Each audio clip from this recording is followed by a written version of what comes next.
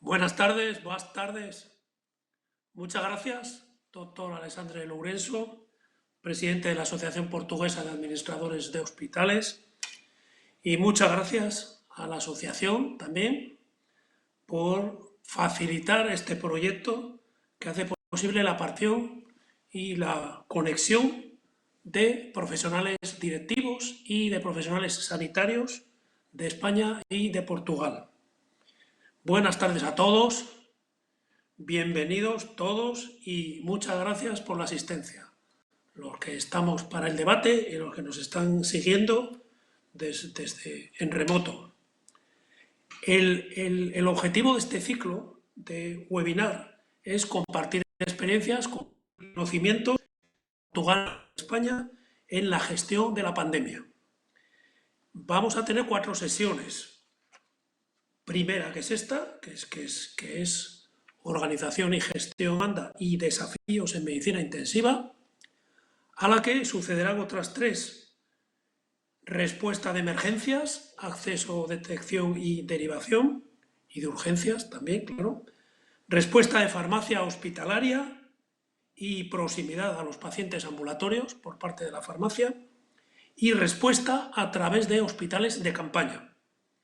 Los objetivos concretos que nos hemos planteado las 2 sociedades, yo les hablo en nombre de SEDISA, española, Sociedad Española de Directivos de la Salud, son evaluar el impacto del COVID-19 en los diferentes niveles de la asistencia sanitaria, compartir conocimientos, compartir aprendizajes y compartir prácticas, promover estrategias y coordinados y garantizar soluciones para la continuidad de la atención.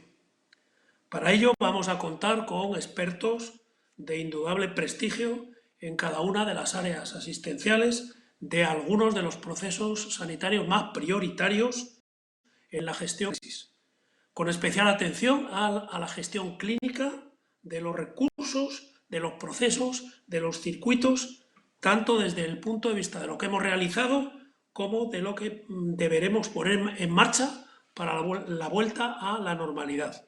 Sin duda, como es fundamental en situaciones de normalidad, el papel de la gestión por parte de los jefes clínicos y de la gestión clínica en concreto ha sido fundamental. Hemos asistido en España, por otra parte, a la gran necesidad de liderazgo directivo en todos los niveles y en todos los ámbitos de la gestión sanitaria, no solo de los formalmente directivos. Planificar la organización asistencial en la situación que hemos vivido es muy complicado. Estamos asistiendo a una pandemia que no habíamos vivido nunca, por impredecible, por la expansión y por la gravedad. Precisamente lo absolutamente complicado es organizar la asistencia ante algo no habitual. Hacia el 20 de marzo, por ejemplo, los hospitales de Madrid vivían casi el colapso. Ante lo que se ha realizado y se está realizando un gran esfuerzo en términos de disposición de camas de hospitalización y de unidades de cuidados intensivos en los propios hospitales, en la habilitación de hospitales de campaña. En Madrid tuvimos uno del IFEMA, Institución Ferial de Madrid, con 5.500 camas, un hospital pretendidamente de campaña también, y en colaboración con la sanidad privada. Además, se han medicalizado más de una veintena de hoteles de la Comunidad de Madrid para atender a pacientes que se encuentran en la recta final del tratamiento y de recuperación. Además, en el entorno autonómico, en cada comunidad autónoma, se han reorganizado diferentes atenciones, focalizándolas en centros concretos. En Madrid, por ejemplo, se ha reorganizado la atención obstétrica, ginecológica y neonatológica urgente en 3 centros y la atención pediátrica urgente en 2 centros. A grandes rasgos, otras comunidades autónomas españolas han puesto en marcha también estas medidas. Se trata de medidas excepcionales, obviamente, pero que han conseguido aminorar, rebajar el colapso de los hospitales y con vistas a mantenerla durante tiempo para hacer frente a lo que queda por delante de esta pandemia. Es decir, en la primera etapa han sido fundamentales para salvar el colapso en la gestión de la pandemia y después tendremos que ir estudiando su uso como apoyo para poder volver a la normalidad en la atención de paciente no COVID en el medio hospitalario, que es uno de los retos más importantes en estos momentos, donde nos encontramos de vuelta a la normalidad en términos de la asistencia sanitaria.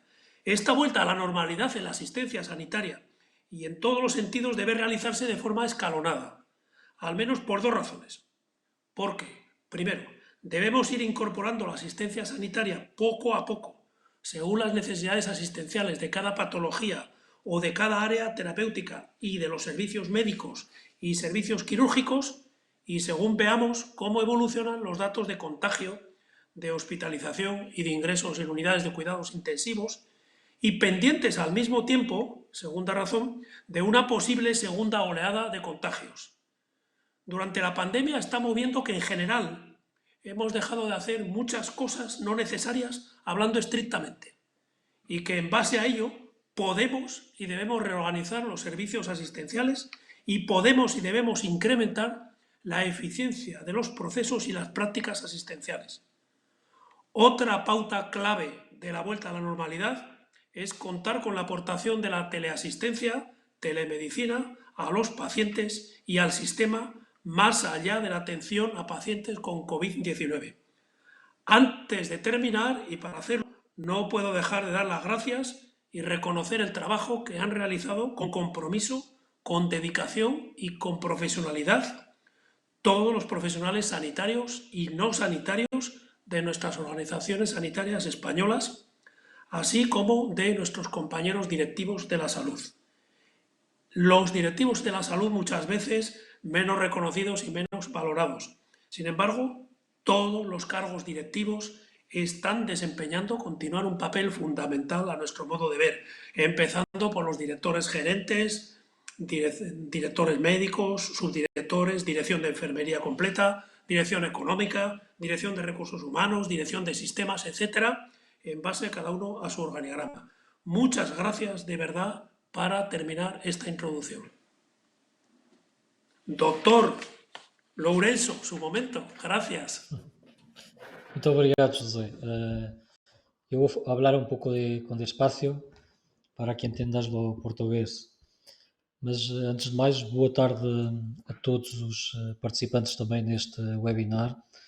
Este realmente, como disse o José Boutbonel, é um ciclo de webinars que pretende essencialmente partilhar experiências entre Espanha e Portugal e, à semelhança do que temos vindo a fazer no último mês e meio, o nosso objetivo aqui é apoiar de forma consistente as várias instituições de saúde através desta aprendizagem comum.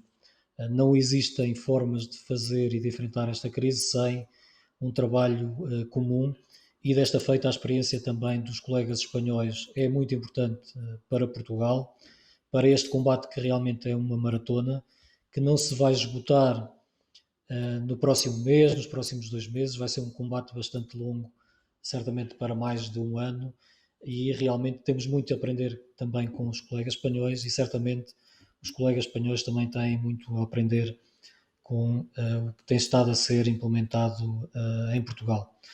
Felizmente Portugal teve a fortuna, a sorte de não ter uma pressão sobre o sistema de saúde como tiveram infelizmente os nossos companheiros espanhóis, e realmente há um efeito também de toda esta crise em Espanha que não chegámos a viver, infelizmente, mas que poderemos aprender, e desde já queria transmitir os meus cumprimentos e a força e toda a energia para os nossos colegas em Espanha para conseguirem enfrentar esta crise, e parabenizá-los pelo esforço e pelos resultados já alcançados no combate a esta epidemia, e também naturalmente de uma palavra de enorme afeto e de amizade a todos os profissionais de saúde portugueses que desde a primeira hora, na primeira linha, souberam enfrentar esta crise, aqui personalizados neste webinar pelo professor José Artur Paiva, que é claramente um exemplo para todos nós,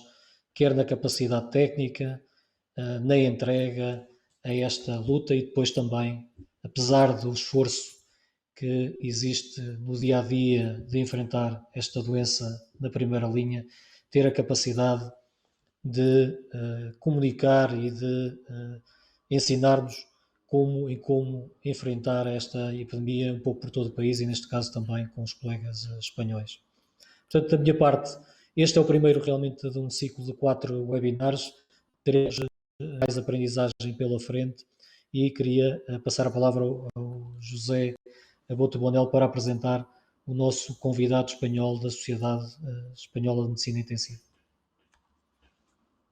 Gracias, doctor. Pues sin más, para mí es un auténtico placer dar paso al doctor Ricard Ferrer, que es presidente de la Sociedad Española de Medicina Intensiva, Crítica y Unidades Coronarias, SEMICIUC, jefe de servicio de Medicina Intensiva y jefe de servicio también, jefe del Grupo de Investigación en SOC, Disfunción Orgánica y Resucitación, SODIR, del Hospital Universitari Vall d'Hebron de Barcelona. El doctor Ferrer también es profesor asociado de la Universidad de Barcelona y chairman de la Sociedad Europea de Medicina Intensiva y cuenta con una larga trayectoria en publicaciones científicas. Si ha habido y hay algo crítico en la gestión de una pandemia, como la ocasionada por el COVID-19, son las unidades de cuidados intensivos, que han jugado en España un papel clave. De hecho, según la Sociedad Española de Medicina Intensiva, Crítica y Unidades Coronarias, que preside el doctor, el 15% de los pacientes con infección presenta cuadros graves y deben ser atendidos en estas unidades de cuidados intensivos.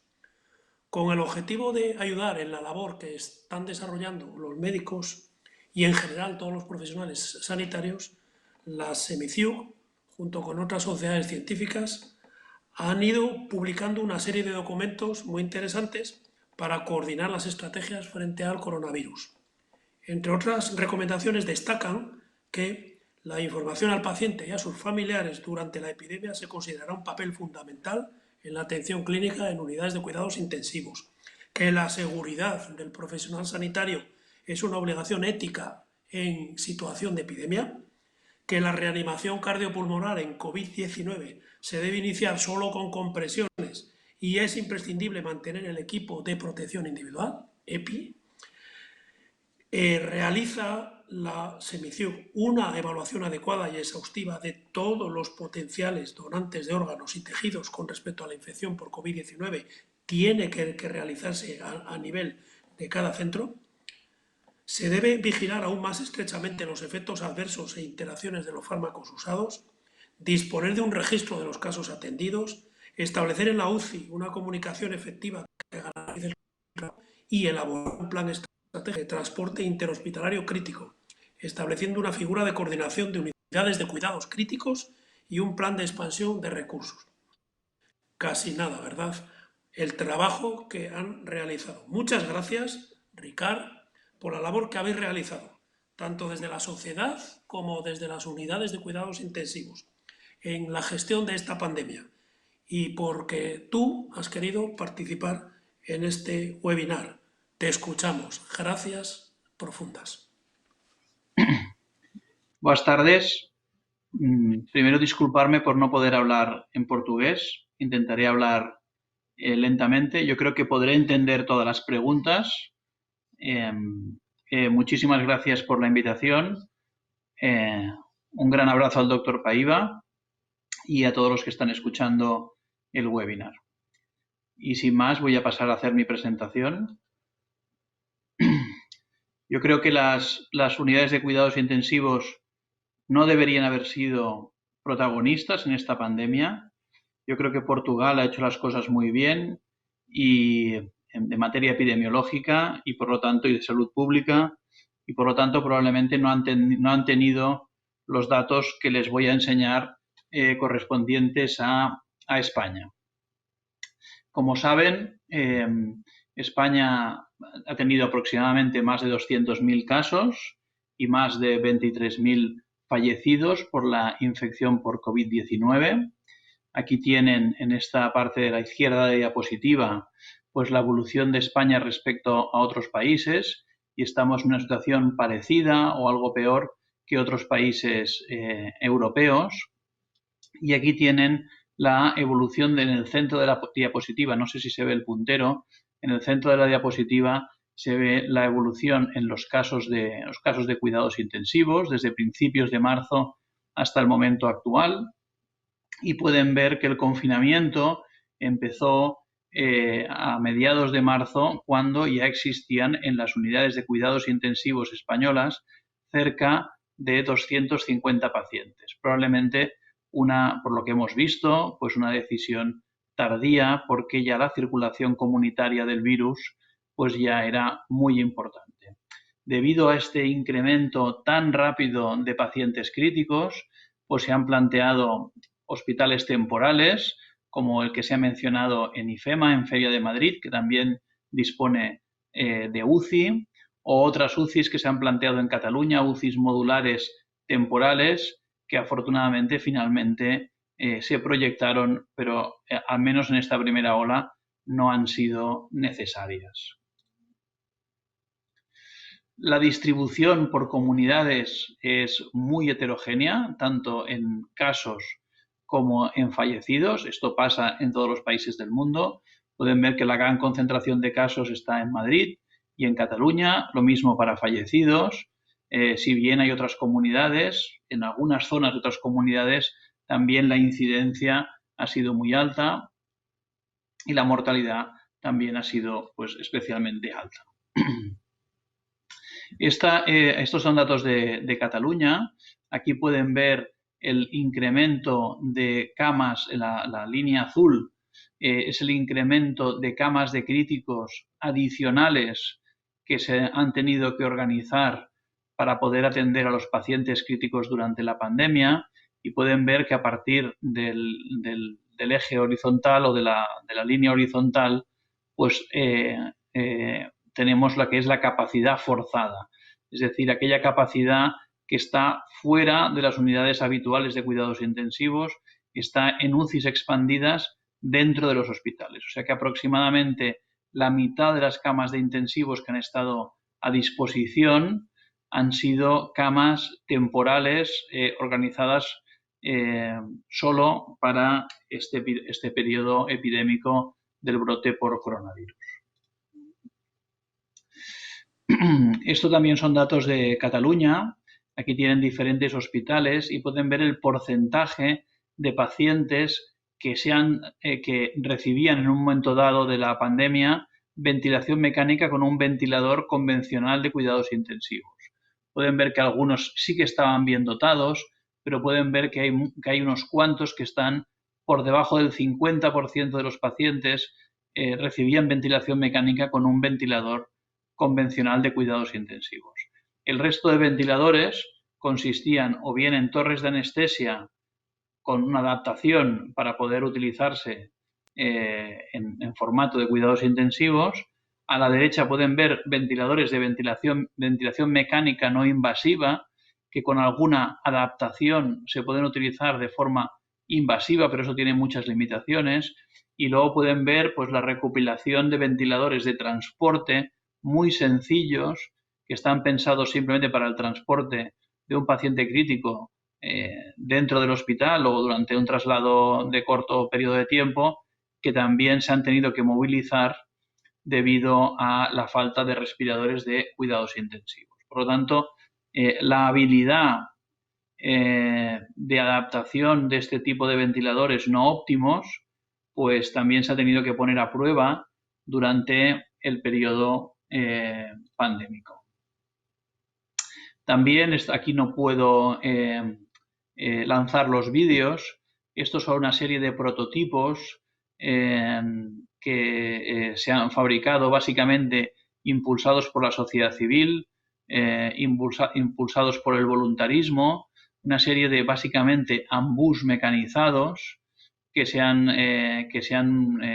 producido rápidamente y afortunadamente estaban pensados simplemente como usos compasivos en caso de que el paciente no tuviera ninguna de las alternativas que le he mostrado, pero afortunadamente, al menos hasta donde yo conozco, no se ha tenido que utilizar en ningún caso ninguno de estos ambús mecanizados que tienen algunas limitaciones muy importantes, pero que nacen de un impulso de la sociedad civil intentando producir algún tipo de equipamiento que pudiera ser útil.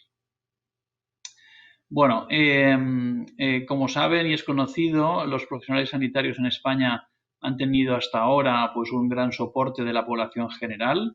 Hay un aplauso que no sé si pasa también en Portugal, un aplauso generalizado a las 8 de la tarde y se reconoce públicamente pues que han trabajado en unas condiciones duras, pero finalmente también podemos decir que con éxito, ¿no? Mencionaría que en momentos concretos de la pandemia, los EPIs, los equipos de protección individual, han estado pues muy al límite, pero se ha podido trabajar, pero en una situación muy tensionada.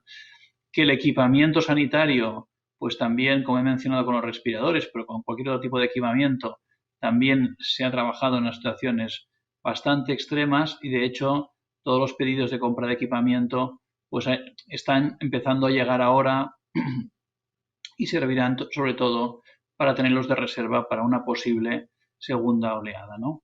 Durante las épocas de más tensión, donde los momentos de más tensión, pues no solo estábamos tensionados en cuanto a equipamiento y EPI, sino que alguna medicación y algún material fungible también estuvo muy tensionado. Afortunadamente la situación ahora se ha revertido. Otro problema que todo el mundo conoce es que esta medicación no tiene un tratamiento de elección, todo es tratamiento de uso compasivo y unas guías de práctica clínica que se han tenido que adaptar semana a semana y que esto también ha complicado mucho el manejo de estos pacientes, ¿no? En España se habla de más de 25.000 profesionales sanitarios con infección por COVID-19, más que en Italia y que en China, y que esto desconocemos si el ser un trabajador sanitario, especialmente en una UCI, realmente es un factor de riesgo o no para haber sufrido la enfermedad, porque tenemos pocos datos poblacionales. Prácticamente los datos que se tienen están concentrados en la población sanitaria, que es la que tenía autorización para hacerse PCRs, ¿no? Yo creo que algunas especialidades como atención primaria o medicina de urgencias han estado más expuestas que cuidados intensivos, donde habitualmente es una situación más controlada y donde el paciente ya está diagnosticado de infección por COVID-19. De todas maneras, hay maniobras de emergencia como la intubación, la reanimación cardiopulmonar, la práctica de las broncoscopias, la práctica de traqueostomías, que son situaciones de emergencia o no, pero que son de alto riesgo de infección. De tal manera que siempre hemos recomendado que hay que intentar prevenir situaciones de emergencia, anticipar la mayoría de intervenciones y en el caso que se produzca alguna situación de emergencia, los roles estén bien divididos desde primera hora de la mañana para que no haya una confusión de roles en el momento de manejar una reanimación cardiopulmonar o una intubación.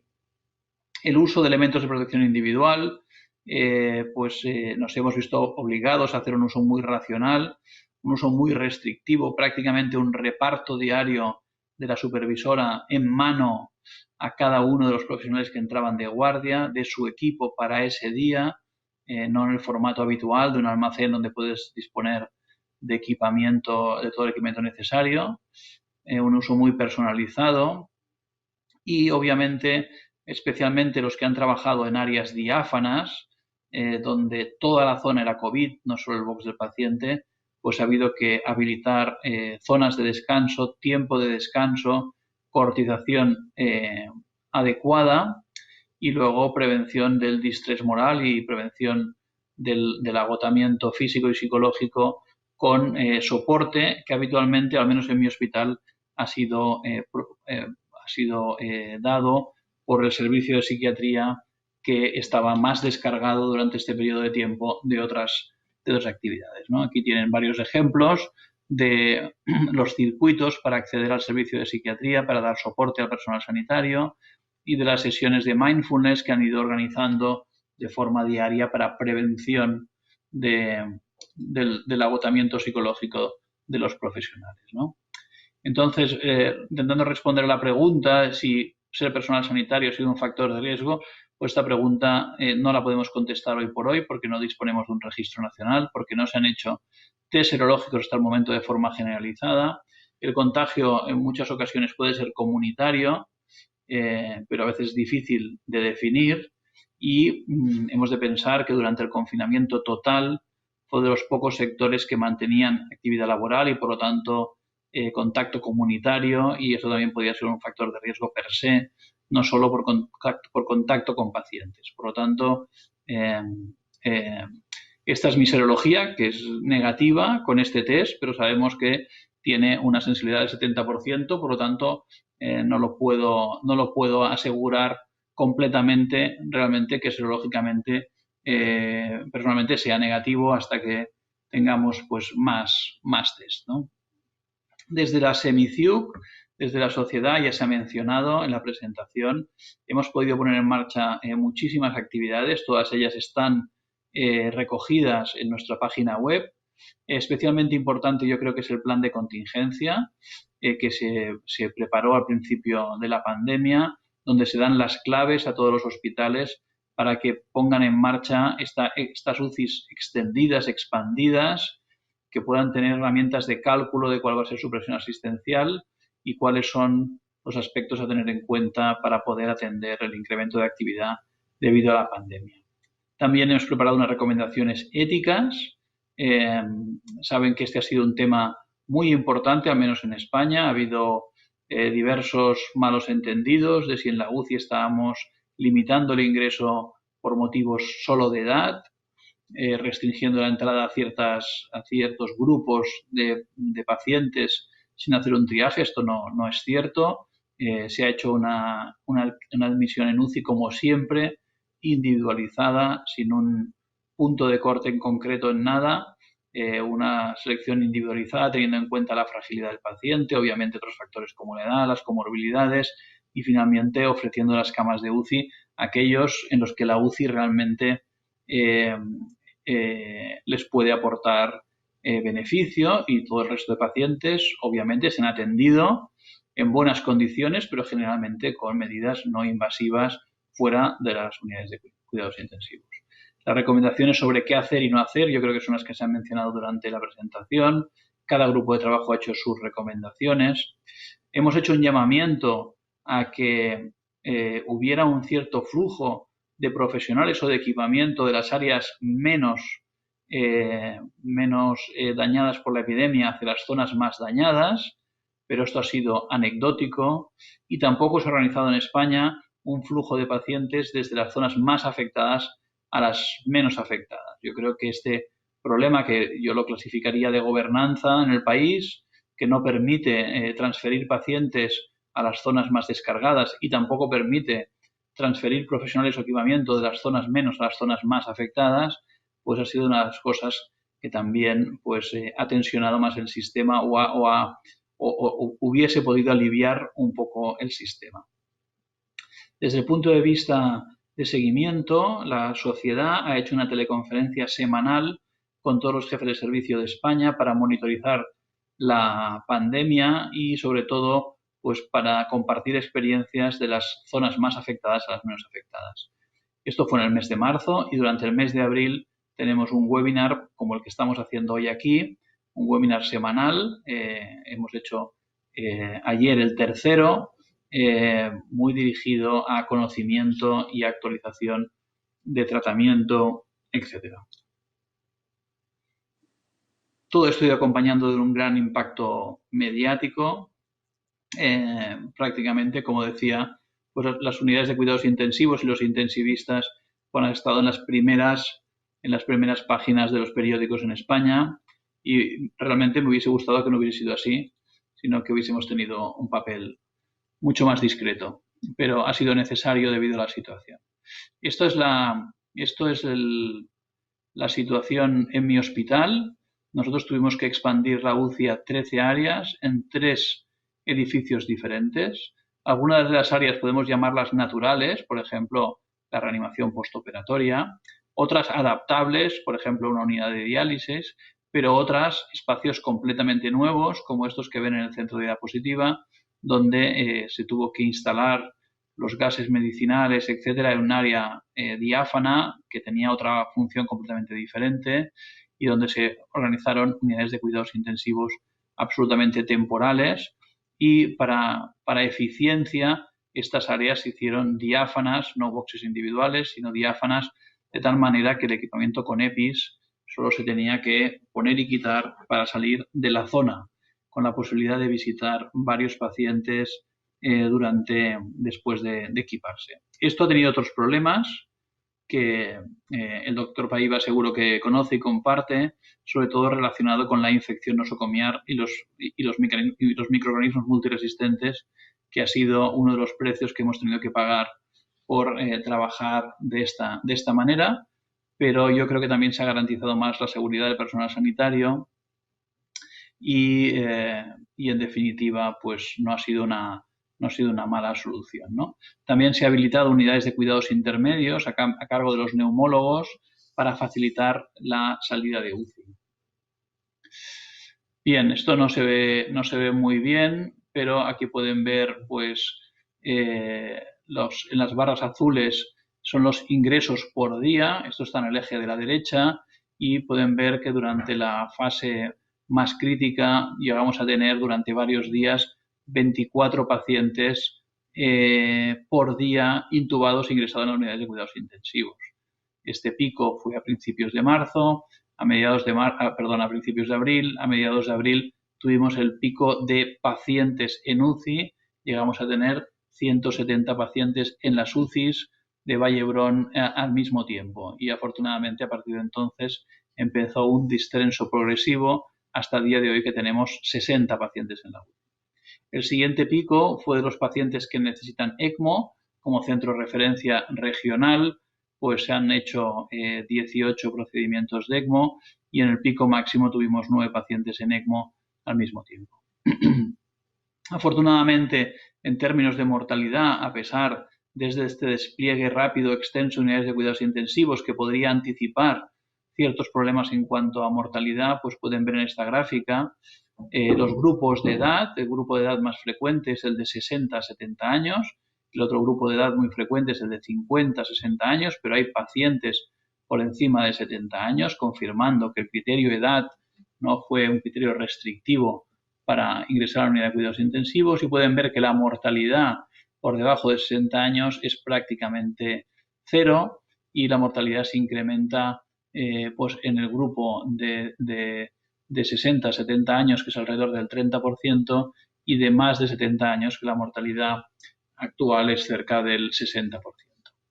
La estancia media está a día de hoy, no está 100% actualizada esta gráfica, a día de hoy está en 13 días para los pacientes altados de la UCI, 13 días para los pacientes que han fallecido en la UCI, y el gran número de pacientes ingresados a día de hoy llevan en la UCI 20 días. Por lo tanto, estas estancias medias se van a prolongar, y probablemente al final del brote la estancia media va a estar alrededor de los 20 o 21 días, según mis estimaciones.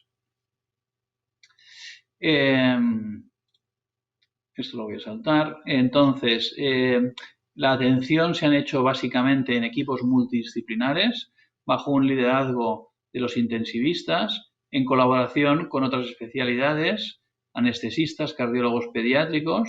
Se ha organizado el trabajo en turnos, básicamente turnos de 24 o de 12 horas. Los turnos de 24 horas se hacían con 48 horas de descanso posterior, y los de 12 horas se han hecho con 12 horas de día, 12 horas de noche y un día de descanso posterior. Otras especialidades, como los psiquiatras, han dado soporte psicológico. Los traumatólogos han colaborado en la colocación del paciente en posición prona o posición supina. Saben que es una intervención que requiere entre 4 y 5 operadores, y que durante el periodo que teníamos 170 pacientes en la UCI, pues podía haber 100 o 110 pacientes que necesitaran cambiar de posición al día, y por lo tanto la participación de estos especialistas fue importante. También las traqueostomías, se llegaron a realizar 10 traqueostomías en un día, y por lo tanto también la colaboración de los cirujanos fue importante, ¿no? Y las enfermeras se han organizado de forma similar, liderazgo de enfermeras expertas en cuidados intensivos, pero a veces trabajando con enfermería sin ninguna experiencia en cuidados intensivos, que han recibido una tutela constante de las enfermeras expertas y un aprendizaje continuo durante este periodo. La coordinación de estas unidades expandidas se ha tenido que hacer pues por Zoom, por teleconferencia, porque la cantidad de coordinadores y de médicos que han intervenido, 200 médicos tratando a estos pacientes al mismo tiempo, pues ha obligado a coordinación con Zoom y a webinars semanales para actualizar los protocolos de tratamiento, así como grupos de WhatsApp, etcétera, etcétera, etcétera. Y las unidades han ido, un poco los pacientes han ido perfilando en qué unidad se ingresaban en función de los especialistas que había en cada una de las unidades, ¿no? He hablado de los ventiladores, pero también tenemos que decir que las ECMO se han tenido que escalar de 3 a 7, los hemofiltros se han tenido que escalar hasta 17 monitores, por lo tanto, incrementar mucho la dotación de este tipo de equipamientos, ¿no? Y en cuanto al manejo de farmacia fungible, tremendamente complejo cuando hay 170 pacientes en la UCI, por lo tanto, el reparto de EPIs diario era un reto logístico importantísimo. Disponer de fungible de ventiladores, fungible de equipos de traqueostomía, fungible de equipos de broncoscopia. Uno de los factores de esta enfermedad es que las secreciones bronquiales son muy espesas, impactan y que necesitan los pacientes broncoscopias frecuentes, pues también ha obligado a tener un recambio importante, un consumo importante de broncoscopios de un solo uso y una guardia específica de neumología solo para las broncoscopias en UCI, con también 10, 12, 15 procedimientos en un solo día, ¿no? Bueno, esto es la sectorización de la ECMO que ha sido necesario hacer. También diría que en España, un país con una planta hotelera importante, el hotel salud ha tenido mucho peso, hoteles pensados o para el descanso profesional o para la coortización del profesional, es decir, el profesional que estaba en contacto con coronavirus que no quería volver a su casa porque tenía personas mayores a su cargo o porque tenía miedo de transmitir un posible contagio en su domicilio, ha podido residir en los hoteles salud durante este periodo y también se han diseñado hoteles salud para altas a domicilio donde el paciente no podía coortizarse en su domicilio y entonces ha pasado un periodo más o menos largo en un hotel, ¿no? Y luego también pues espacios temporales, en este caso hospitalarios, en pabellones deportivos y otras áreas cercanas a los hospitales, ¿no? Ensayos clínicos, yo creo que esto es un factor importantísimo, pero que había que organizar la logística para poder participar en diferentes ensayos clínicos. Y quizá mis últimos mensajes serían que esta es una enfermedad pues devastadora, no es una enfermedad que necesite solo un ventilador. El distrés respiratorio es la complicación más frecuente, pero también la disfunción cardiovascular, miocárdica, renal y osteomuscular también es importantísima. La coinfección bacteriana no es frecuente. Algunos pacientes presentan un estado hiperinflamatorio, mientras que otros los hemos visto en situación de inmunoparálisis, y esto probablemente está ligado a algunas de las medicaciones que se han puesto demasiado pronto, como anticuerpos monoclonales, corticoides. Quizá en la fase viral de la enfermedad no se hubiese tenido que poner toda esta medicación, pero es una enfermedad nueva de la que vamos aprendiendo y que probablemente en unos meses nos cambiará el paradigma de tratamiento, ¿no? La impactación de secreciones, ya he mencionado que es un factor importantísimo, la necesidad de broncoscopia, humidificación activa, etcétera, es un factor importantísimo, y las lesiones que deja esta enfermedad sobre el pulmón también pueden ser muy graves. Pacientes en la UCI que han tenido perforación traqueal o bronquial, neumonías cavitadas, empiema, embolismo pulmonar, es relativamente frecuente y las consecuencias a largo plazo de todas estas complicaciones las veremos con el tiempo, ¿no? Esto es un ejemplo de una perforación cerca de la carina que obligó a poner pues una prótesis traqueobronquial en forma de Y como una de las complicaciones que pueden aparecer en esta enfermedad, ¿no? Sugeriría que los planes de contingencia a escala nacional se hicieran en todos los países, tal como hemos hecho en Semiziug.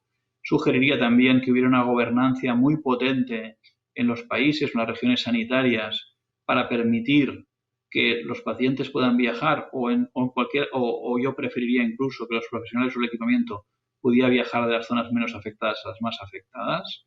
Las fases de contención y el confinamiento deben empezar mucho antes de cuando hay ya muchos pacientes en la UCI. Esto es tarde y probablemente luego va a venir seguido con un incremento altísimo de pacientes en la UCI como hemos visto en España.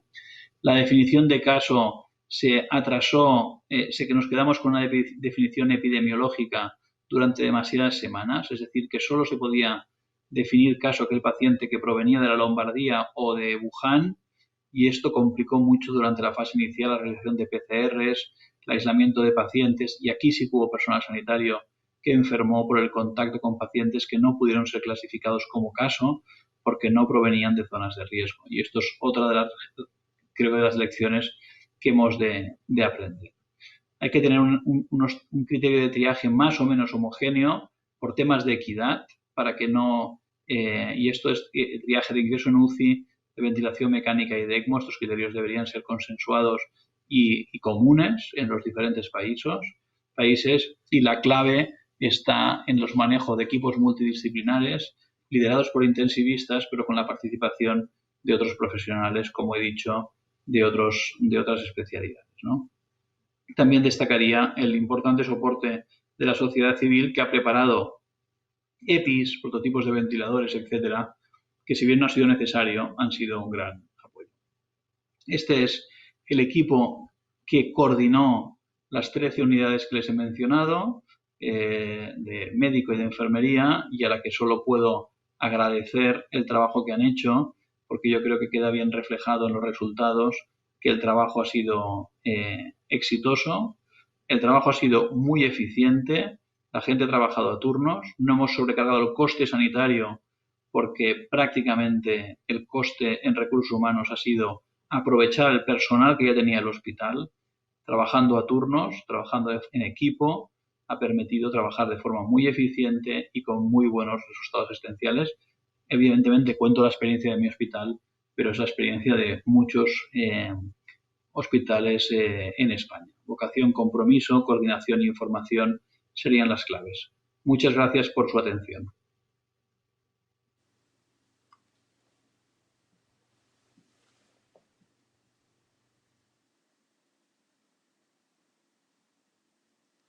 Muchas gracias, doctor.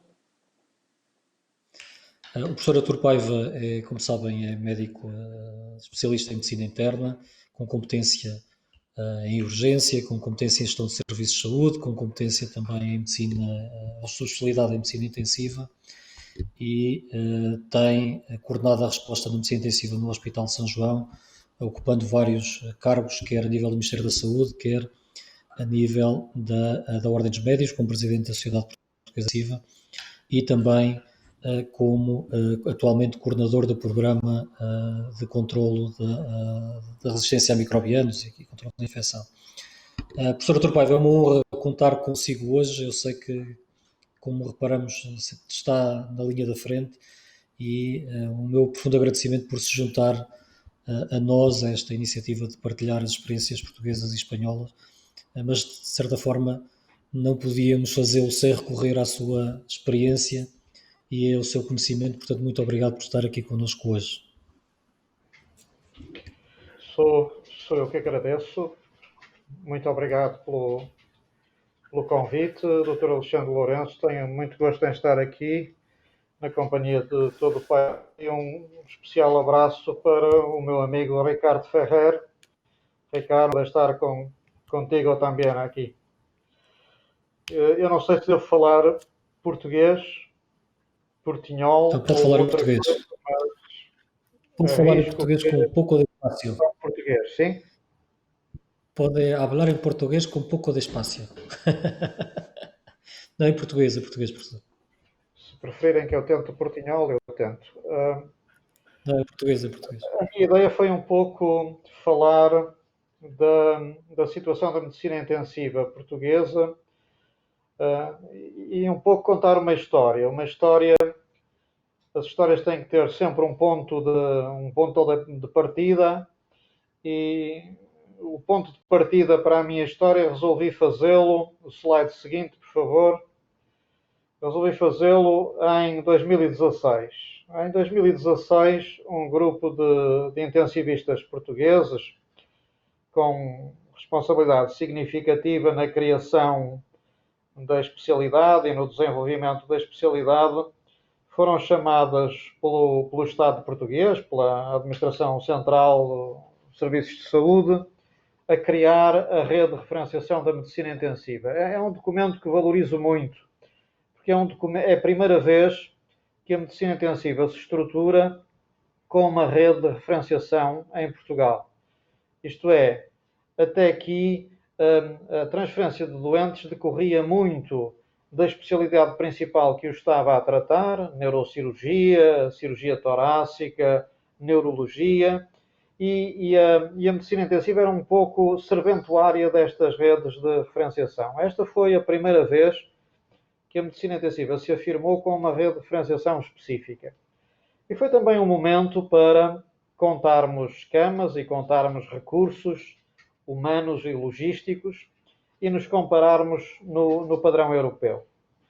E a comparação não foi, do ponto de vista quantitativo, muito boa. Isto é, Portugal era, em 2016, dos países da Europa com mais baixo rácio de camas de medicina intensiva, e aqui estão incluídas camas de nível 3 e de nível 2, por 100 mil habitantes. Como veem ali, Portugal tinha nessa altura 6,4 camas, o Reino Unido 6,6, e depois, se formos para os países mais perto de nós, Espanha, França e Itália, todos eles com rácios mais elevados, e, como sabemos, a Alemanha com um conceito bastante diferente da organização hospitalar e até das especialidades médicas, com um número bastante mais alto. Ora, se tocarem outra vez no slide, por favor, até podem tocar, creio que mais 3 vezes. Então, a nossa proposta, a proposta dessa rede de referenciação, mais uma, por favor, a resposta dessa rede de referenciação era precisamente que nós deveríamos atingir o ano 2020 em Portugal com algo que fosse pelo menos 12 camas por 100 mil habitantes. Isso colocava-nos mais ou menos nos valores de França e de Itália, e num contexto em que o doente internado é cada vez mais grave. Este parecia-nos ser o melhor indicador, parecia-nos ser claramente um indicador melhor do que o número de camas intensivas sobre o número de camas de agudos, uma vez que o número de camas de agudo é muito variável e nem sempre está bem programado e ajustado à população, mas como indicador secundário punhamos este cut-off de também serem as camas intensivas pelo menos 5% das camas de agudos. O que é que nós encontramos no início de 2020? O que encontramos no início de 2020 é que esta nossa proposta para 2020, das tais 12 camas por 100 mil habitantes, não estava realizada, e embora tivesse havido um ligeiro aumento de camas intensivas por 100 mil habitantes, foi um aumento muito ligeiro. Era 6,7 por 100 mil habitantes. Portanto, nós íamos enfrentar a pandemia numa situação de provisão de camas de medicina intensiva que nos deixava, de alguma maneira, receosos. Slide seguinte, por favor. E esse receio levou a que, novamente, um grupo de nós propusesse a criação de uma task force de acompanhamento da pandemia junto do Ministério da Saúde e da Direção-Geral de Saúde, e esse grupo, essa task force, criou linhas orientadoras dos planos de contingência dos vários serviços, dos vários hospitais e das várias regiões para a rede de medicina intensiva neste contexto do Covid-19 crítico. Essas linhas orientadoras tinham fundamentalmente 3 princípios. Deveriam ser tomadas medidas de redução da procura e da utilização da medicina intensiva, deviam ser tomadas medidas de capacitação e de expansão da medicina intensiva e deviam ser tomadas medidas de monitorização. Slide seguinte, por favor. O slide seguinte, por favor. Muito obrigado. Este plano de contingência relativamente ao primeiro ponto, as medidas de redução da procura e da utilização da medicina intensiva, tinha fundamentalmente 4 pontos. O primeiro ponto era a suspensão das linhas de produção e dos processos assistenciais eletivos em que a medicina intensiva participava. Fomos bastante agressivos na suspensão da cirurgia eletiva, isto é, permaneceu apenas um grupo de cirurgia eletiva em que o outcome era muito dependente da temporalidade e, portanto, alguma cirurgia cardíaca, alguma cirurgia vascular, alguma neurocirurgia, alguma neuroradiologia de intervenção, alguma cirurgia oncológica muito restrita e, evidentemente, a cirurgia obstétrica. E todas as atividades em que a medicina intensiva fazia e que não eram consideradas centrais, nomeadamente as consultas de follow-up e depois também atividades de outreach, nomeadamente a consultadoria de medicina intensiva aos serviços hospitalares, foram suspensos. Mesmo as equipas de emergência interna, portanto, se quiserem na expressão inglesa, os MET Team, foram muito modificados, isto é, foram baseados mais em triagem realizada por enfermeiros e com ativações para variáveis de risco fisiológico muito mais graves do que aquelas que eram consideradas habitualmente. A terceira medida foi a criação de fluxogramas e de algoritmos de triagem para a admissão em medicina intensiva, tanto em doente Covid-19 como em não Covid-19, isto é, acentuou-se a preocupação de reduzir ou anular, se possível, aquilo que podemos designar como no value ou low value care, isto é, fazer com que a medicina intensiva nesta fase de pressão fosse utilizada para quem está numa situação em que a medicina intensiva modifica realmente o prognóstico. E esta medida tem, evidentemente, uma contrapartida necessária, que é a participação da medicina intensiva na construção de planos antecipados de cuidados, seja em doentes que aparecem pela urgência, seja em doentes que nos são referidos nas enfermarias. E uma quarta medida de redução da procura e da utilização da medicina intensiva foi a proposta de criação de áreas de nível 1, portanto, eu diria uns intermédios, unidades fundamentalmente de monitorização e de reabilitação, fora da tutela da medicina intensiva, mas que permitissem reduzir a demora média de medicina intensiva por um step-down mais precoce e também, sempre que necessário, garantir cuidados paliativos adequados em doentes em fim de vida e que não ganhariam ou deixaram de ganhar em permanecer em medicina intensiva. Portanto, foram estas as 4 medidas propostas à escala nacional para a redução da procura e da utilização da medicina intensiva. Slide seguinte, por favor. O outro lado do nosso plano era a tomada de medidas de redução da procura e da utilização da medicina intensiva. Desculpem, o outro lado do nosso slide era as medidas de capacitação e a expansão da medicina intensiva. E aqui as medidas eram múltiplas. A primeira era que tentamos muito, por contactos pessoais e em rede com os vários diretores de serviço de medicina intensiva, fazer entender que nesta fase de mitigação e de transmissão comunitária era absolutamente necessário que todos os serviços de medicina intensiva de cada região do país participassem nesta rede. Isto é, já não era a fase de contenção em que os hospitais polo, os hospitais pivô, os hospitais de referência para Covid-19 eram os únicos ativados. Agora que precisávamos que todos os recursos de todos os hospitais com medicina intensiva participassem nesta rede. E até desenhamos um plano inicial para a convocação à participação neste plano do setor privado e social, se a situação evoluísse para níveis de contingência mais elevados. O segundo ponto foi a ativação de todas as camas aparelhadas e equipadas como de nível 2 e de nível 3. Isto é, Como creio que sabem, havia um grupo de camas de boxes assistenciais montadas, mas não ativas, por déficit de recursos humanos, decorrentes ainda do período da intervenção financeira, económico-financeira, e, portanto, havia a necessidade de ativar todas estas camas.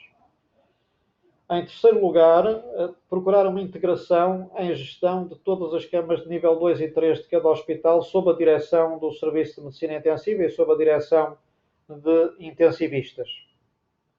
Em quarto, como aliás o Dr. Ferrer já disse, aumentar o número de camas críticas sob a gestão da medicina intensiva.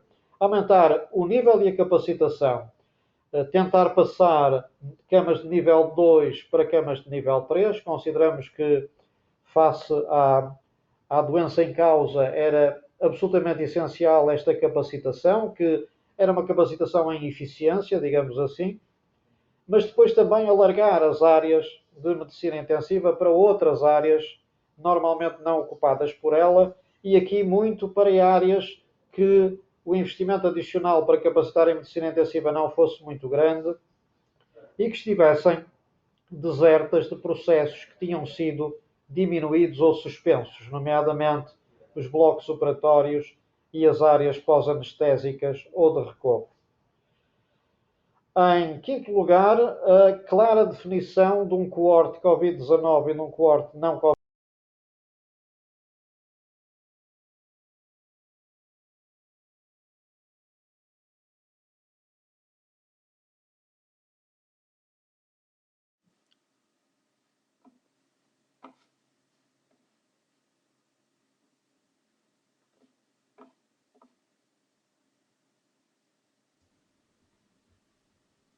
Creio que perdemos o professor Artur Paiva.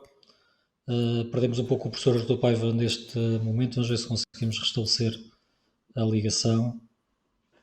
Mas, entretanto, começaríamos a fazer uma pequena discussão até conseguirmos fazer essa ligação.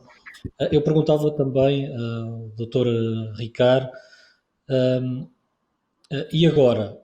As equipas acabaram por, se não entender o meu português, depois peço que consigo tentar explicar em portunhol.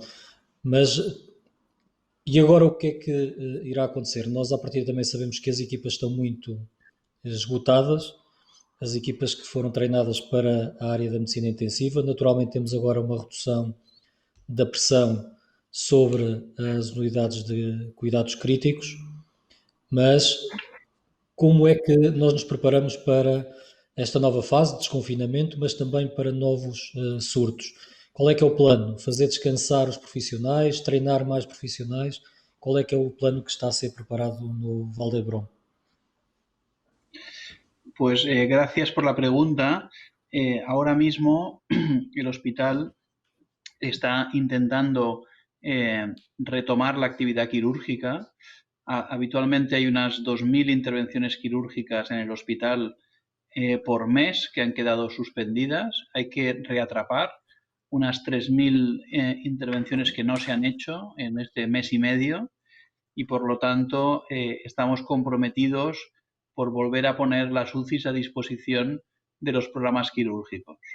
Al mismo tiempo, se está incrementando mucho la actividad no COVID, es decir, pacientes que durante este mes y medio pues no acudían al hospital porque la incidencia de politraumatismos y de algunas otras emergencias ha disminuido muchísimo, pero con el progresivo desconfinamiento ya vuelven a aumentar politraumatismos, grandes quemados, etc.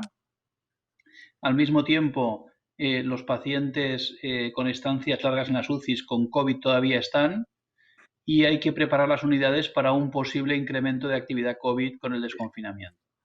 Por lo tanto, esto es un sudoku difícil de poder atender más actividad quirúrgica, la patología COVID, la patología no COVID, etcétera, al mismo tiempo. La estamos planificando y estamos trabajando con circuitos para paciente COVID, circuitos para paciente no COVID, unidades de cuidados intensivos COVID y no COVID, y monitorizando muy bien los nuevos casos para tomar decisiones si se debe volver a parar los programas quirúrgicos o no en función del incremento de demanda. Muito obrigado, Vocês Dr. estão a ouvir? Ricardo. Não sei já. Podemos voltar, professor. Talvez eu podia para colocarem a sua apresentação. Não, deixa em cima, deixa lá. E para voltar ao slide que o Sr. Paiva estava a seguir.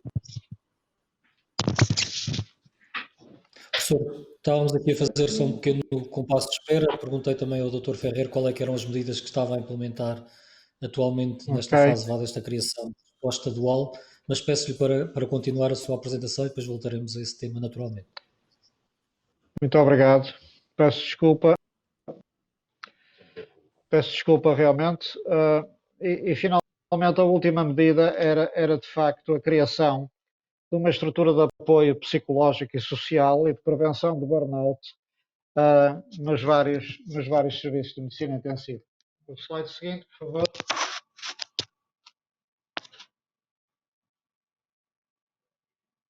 Pode ser o slide seguinte, por favor.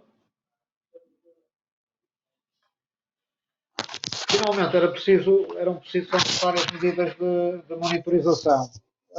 E aqui é muitas vezes o nosso problema aqui em Portugal, pelo menos termos dados fiáveis e robustos para irmos seguindo a pandemia. A opção que foi tomada pelo Ministério foi a criação de uma Comissão Nacional de Apoio à Resposta da Medicina Intensiva para a pandemia. E, no fundo, esta Comissão Nacional tem 2 coordenadores nacionais e depois tem um coordenador por cada região de saúde do país. Portanto, vêm ali os 5 nomes dos nossos coordenadores regionais e que têm tido um papel muito importante nesse diálogo sistemático com os vários diretores de serviço de medicina intensiva e muitas vezes até com os conselhos de administração dos vários hospitais, num acompanhamento que na fase de implementação do plano de contingência foi baseado numa checklist também criada por nós e que foi muito útil para capacitar todos os serviços neste processo.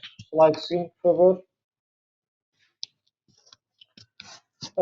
Em Portugal foram também feitas guidelines de abordagem do doente Covid-19 crítico. Elas foram produzidas em consenso pela Sociedade Portuguesa de Medicina Intensiva e pelo Grupo de Infecção e Sepsis e, portanto, houve 5 peritos mais do lado científico que participaram nesta construção destas guidelines, que aliás têm vindo a ser permanentemente atualizada à medida que a ciência vai beneficiando do tratamento destes doentes. Slide seguinte. E aquilo que vos trazia agora eram poucos dados.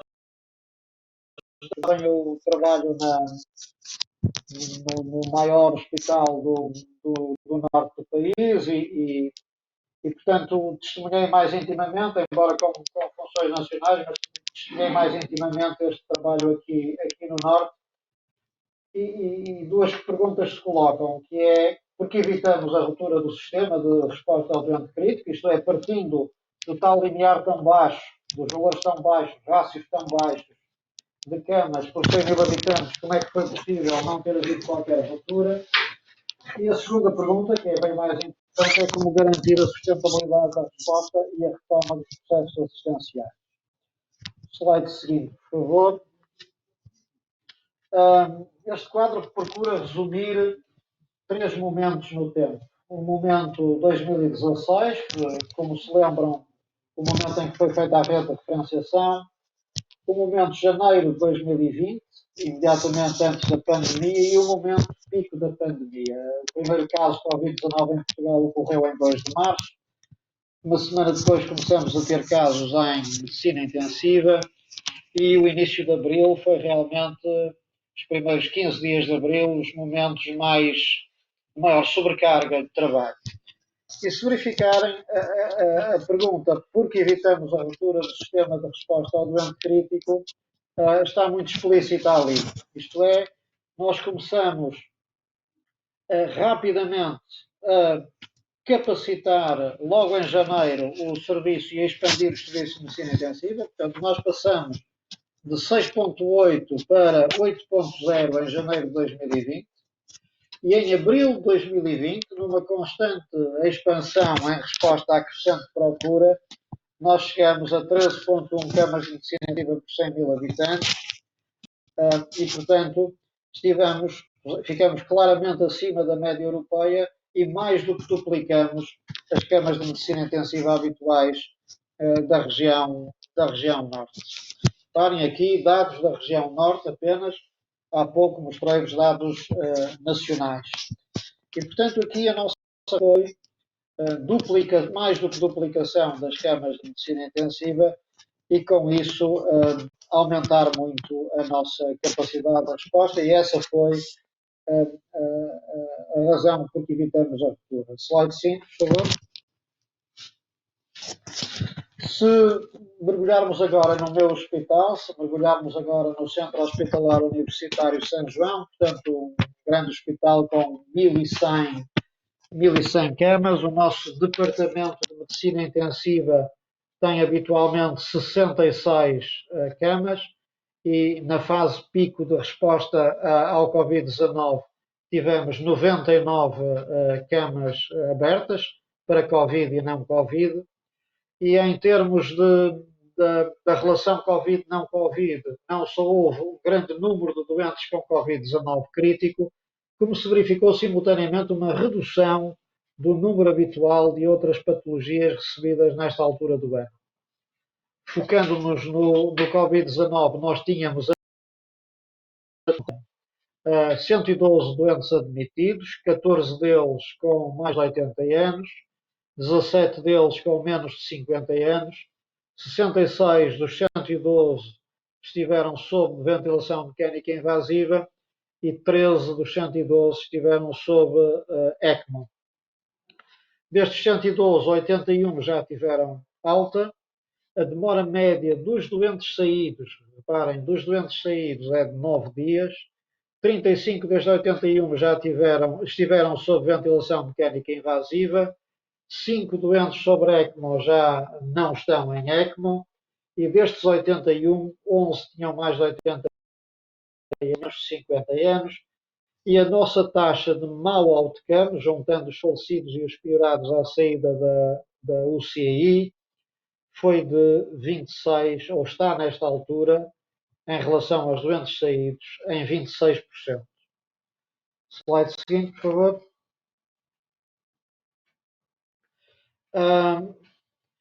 Quando pegamos no ECMO, o nosso hospital, como sabem, é centro de referência para ECMO, portanto é um dos 3 hospitais do país que é centro de referência para ECMO e o único da região norte e centro que é centro de referência para ECMO.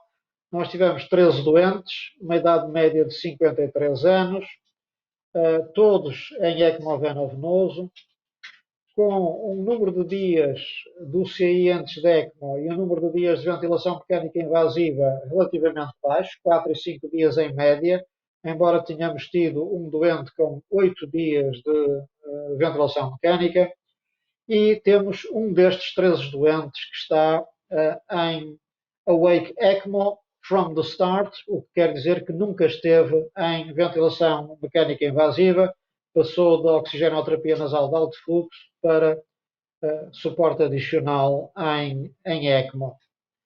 Destes 13, como vos disse, 5 já saíram de ECMO, 2 morreram e 3 estão bem, já em enfermaria e relativamente perto de regressar a casa. E 8 estão em curso ainda. O momento em que estamos é bem diferente, isto é, o momento em que estamos, slide seguinte, por favor, caracteriza-se por termos todos percebido que não ia ser o Covid-19 um pesadelo de 2, 3 meses, do qual íamos sair vitoriosos e laureados a caminho do Coliseu de Roma. O Covid-19 vai ser endémico ao longo do tempo e provavelmente num país como Portugal, em que as medidas de confinamento tiveram um sucesso tão marcado e, portanto, temos uma taxa de imunização tão baixa que a probabilidade de termos ondas secundárias é bastante elevada. E, portanto, o próximo período vai ser compatibilizarmos a retoma de processos assistenciais que estão em shutdown ou em slowdown com uma capacidade de continuar a tratar doentes de Covid e até de responder a ondas secundárias que venham a surgir. Nós temos a noção, como vos disse há pouco, que há doentes que habitualmente ingressam na medicina intensiva, nomeadamente doentes crónicos que têm agudizações, que estão a vir mais tarde ao hospital e mais tarde e mais graves ao hospital. E, portanto, esta retoma de normalidade vai exigir que se faça um novo plano. E esse novo plano já foi feito pelo nosso Grupo Nacional e entregue ao Ministério da Saúde. Esse novo plano exige, por um lado, que a medicina intensiva saia de áreas que são essenciais à retoma desses processos assistenciais, nomeadamente os blocos, os recobros e as unidades pós-anestésicas, mas que encontre outros espaços e até outras pessoas e recursos para continuar a ser capaz de manter a sua expansão e, portanto, responder ao Covid-19 e a uma eventual onda secundária. Este desafio é muito complexo e talvez bem mais complexo do que montar uma resposta hiperaguda para uma situação de catástrofe. É mais complexo porque se baseia em como criar um hospital com dois circuitos completamente diferentes, com um sistema de triagem muito eficaz, com uma segurança em termos de controle de infecção muito significativa e com um máximo de produção, né, e de qualidade nestas duas áreas. Slide seguinte.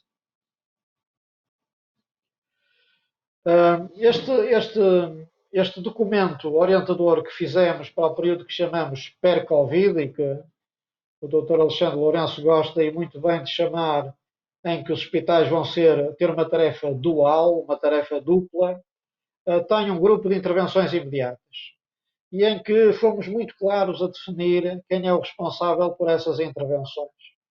O primeiro ponto é que o Ministério da Saúde encarregue os conselhos de administração das várias instituições hospitalares que têm serviço de medicina intensiva de apresentar este plano de capacitação. Já não é o mesmo, porque reparem, as áreas vão ser outras, mas é preciso um novo plano para este novo período de dupla tarefa. O segundo ponto é que, contando que os diretores de serviço de medicina intensiva vão ser chamados pelos vários conselhos a participar nesta construção do plano, a Task Force está a contactar diretamente com eles e a apoiá-los para a elaboração das propostas aos vários conselhos e até para conhecimento de backups e de referências comuns numa visão da rede que pode eventualmente pôr hospitais mais Covid e outros menos Covid. Terceiro ponto, que o Ministério da Saúde garanta um número de vagas de internato de formação específica de medicina intensiva que seja crescente. Mas esta medida é pouco eficiente, porque demora muito tempo. O internato de medicina intensiva são 5 anos e, portanto, acreditamos muito mais na outra, que é que garanta a entrada para a formação em medicina intensiva pela via que nós chamamos clássica, de pessoas que já têm outra especialidade, nomeadamente medicina interna ou anestesiologia, criando em vagas de concurso público vagas com perfil de medicina intensiva para que em cerca de 2 anos sejamos capazes de transformar um especialista de outra coisa em também especialista de medicina intensiva. O quinto ponto é muito importante, é que haja um reforço dos enfermeiros nas instituições hospitalares com serviço de medicina intensiva. Este é provavelmente o nosso rate limiting step de desenvolvimento nesta altura. Temos um déficit de enfermeiros que nos prejudica a abertura das camas e nós sabemos como os enfermeiros são a pedra basilar da medicina intensiva e o monitor constante clínico do doente. E, finalmente, que melhoremos ainda um pouco mais, e aqui demos passos relativamente consistentes, mas há que dar mais passos, melhorar o sistema de monitorização e de informação e que lhe demos uma transparência global que permita uma análise online do sistema, nomeadamente a detecção muito precoce de ondas secundárias para modular a resposta. Slide seguinte.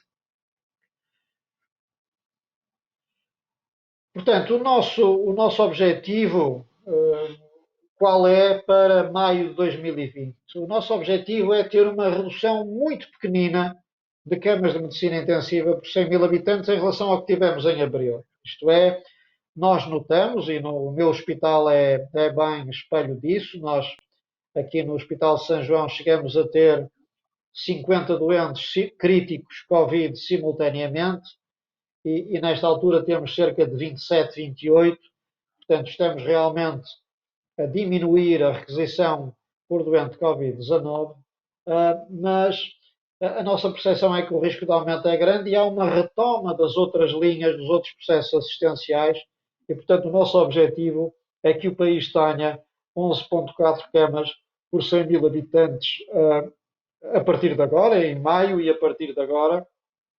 Isso, aliás, não nos colocava muito longe, pelo contrário, colocava-nos mais ou menos no patamar que é a média europeia.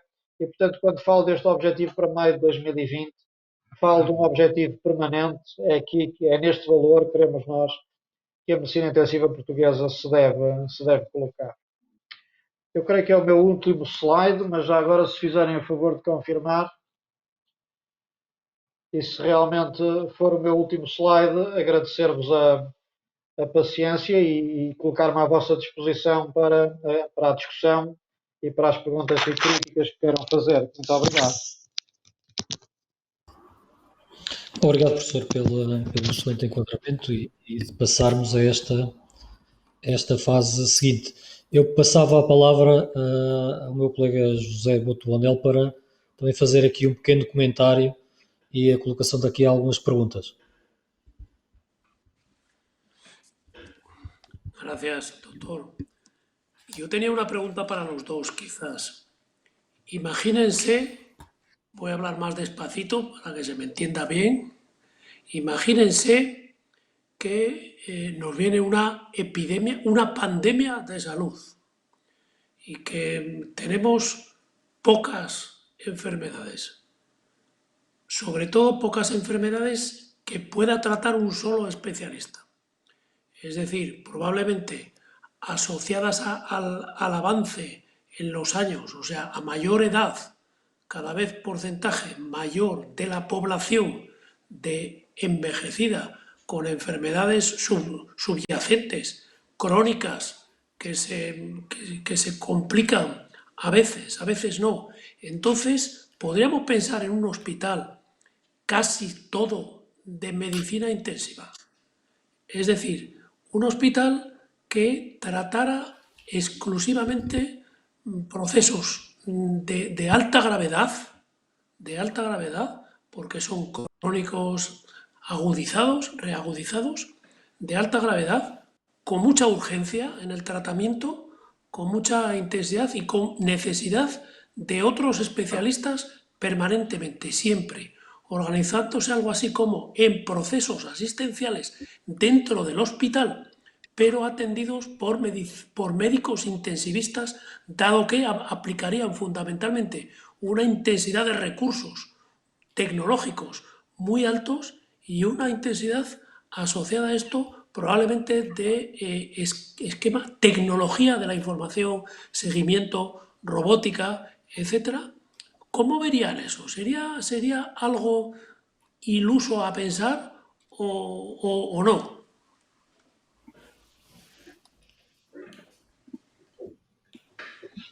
José Artur, do you want to answer? For me.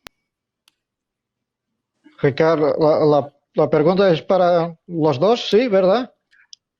Los dos, sí. Ricardo, avanza, sí.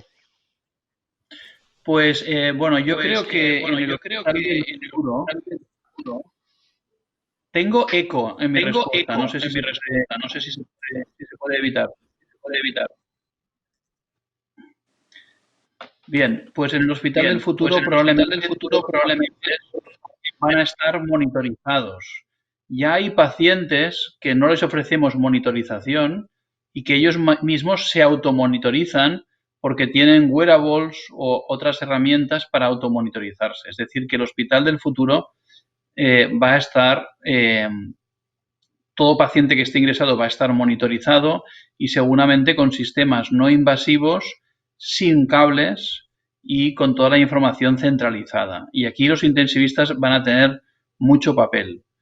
Luego, creo que tiene que haber unidades muy elásticas que puedan crecer en invierno y decrecer en verano, que se tienen que ajustar a la oferta, que pueden cambiar la conformación de unidades en cuanto a la gravedad de los pacientes, pasar de unidades de críticos a semicríticos, etcétera. Yo creo que este hospital multifuncional, elástico, con capacidad de crecer y encogerse, con pacientes de diferente gravedad y que creo que el paciente que no tiene enfermedad aguda probablemente va a ser atendido en hospitales de día o en otro tipo de instalaciones, pero muy poco en los hospitales de agudos. De hecho, creo que va a ser una de las consecuencias de la pandemia.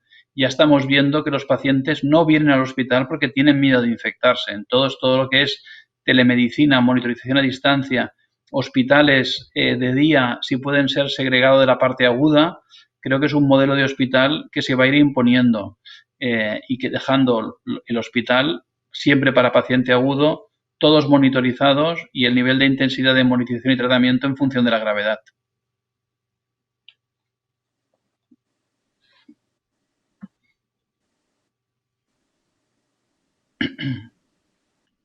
Estábamos, Olá, doutor Alexandre. mismo antes de la pandemia, estábamos invirtiendo en protocolos y programas de monitorización y tratamiento de pacientes en domicilio. El outreach de medicina intensiva no solo ia a las enfermerías y a la emergencia, pero todavía también a la casa de la gente, tratando, por ejemplo, gente que hace ventilación no invasiva o mismo invasiva en el domicilio. Y nosotros tenemos un programa de mi hospital para esa gente. Podemos, como vosotros saben, no solo hablar con los pacientes, pero también cambiar y modular la ventilación desde el hospital. Y eso era algo que hacíamos mismo antes de la pandemia, y estamos intentando mantenerlo por la pandemia. La telemedicina yo creo es muy importante no solo, sobre todo cuando tenemos recursos bajos y por veces no tenemos seniors, gente senior para estar 24/7 con los pacientes. Y una comunicación fácil entre gente junior que permita que el médico senior a su casa haya una visión del monitor, del paciente, de las cosas todas, es, yo creo, muy importante. Otra cosa muy importante para el teletrabajo, telemedicina, es en este tiempo en que la gente, todos nosotros estamos solos, más solos, el paciente no tiene visitas de la familia, intentar con la telemedicina hacer una comunicación entre la equipa clínica, el paciente y la familia de una forma mucho más casual. Yo creo que cada vez más medicina intensiva no es gente sedada y durmiendo. Cada vez más la medicina intensiva es gente acordada, despierta y con formas de ventilación o que no exigen grande sedación o mismo con soportes respiratorios que no son ventilación, como por ejemplo esta tentativa de hacer clearance de dióxido de carbono y oxigenación con formas endovasculares.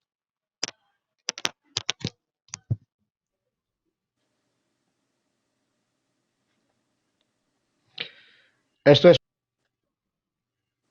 Desculpem, para decidir o que é que vamos avançar e mais de curto prazo. Curto, médio prazo, sabendo à partida que vamos ter uma necessidade de cerca de, porventura, 12 meses, 18 meses de conviver, pelo menos, conviver com a Covid-19 e os restantes cuidados. Como é que nós vamos garantir recursos humanos suficientes? Como é que, porque na prática, e corrijam por favor, vamos ter que ter duas áreas de cuidados intensivos. Uma área de cuidados intensivos para a Covid-19 e outra área de cuidados intensivos para os cuidados gerais. Como foi dito aqui pelo professor José Artur Paiva, uma das hipóteses é acelerar a formação de intensivistas, de médicos de intensiva. Naturalmente também teremos que ter mais recursos na área de enfermagem. Como é que isto é garantido? Como é que nós vamos conseguir efetivamente acelerar esta formação?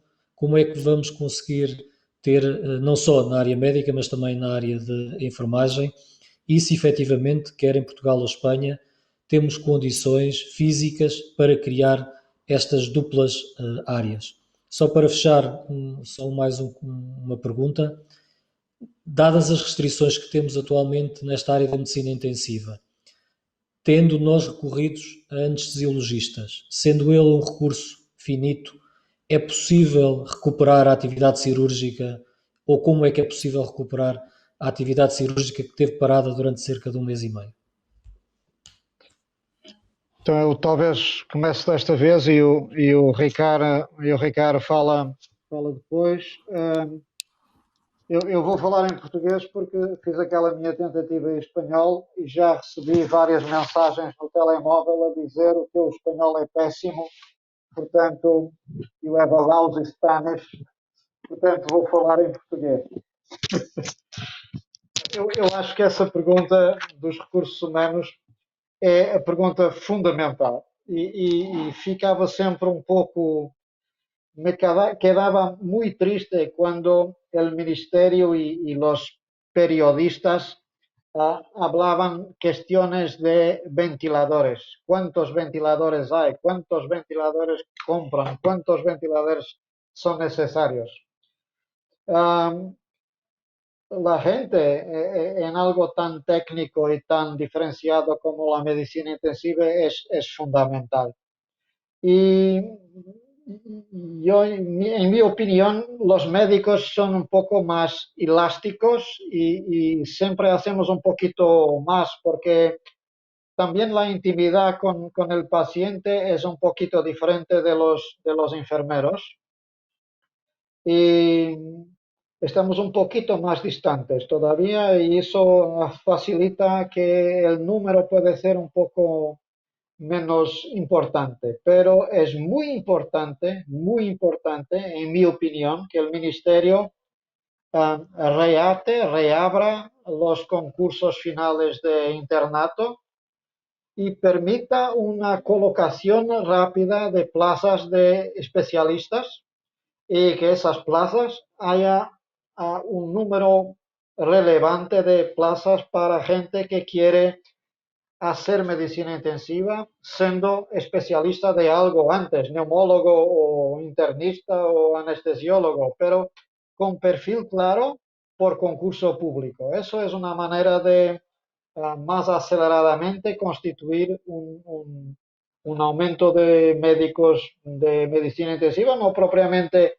especialistas, pero todavía especialistas de medicina intensiva, pero todavía especialistas de una otra cosa, y en 2 años podrán ser especialistas de medicina intensiva. Para los enfermeros me parece mucho más complicado y es nuestro rate limiting step.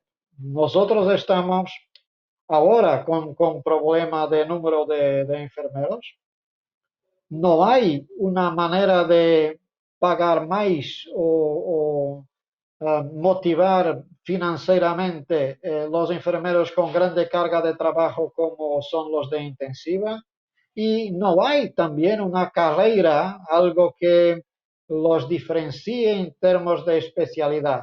Como creo que sabéis, hay 5 o 6 años se creó la idea de la especialidad de enfermaje de perioperatorio e intensivos, algo así.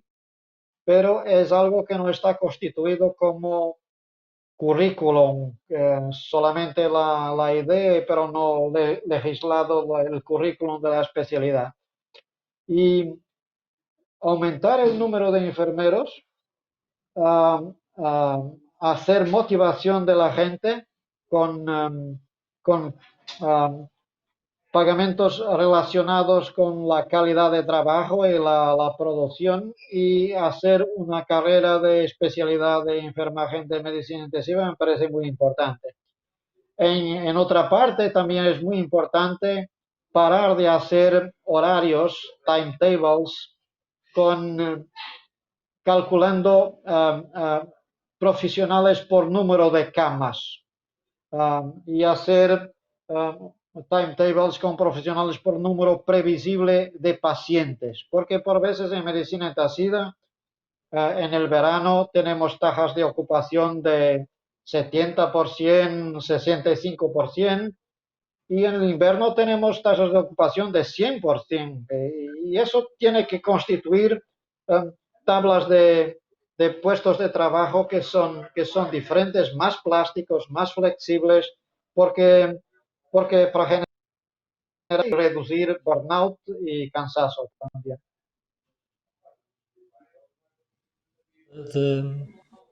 A questão que coloquei do facto de estarmos a esgotar também recursos de anestesiologia para retomar a atividade cirúrgica.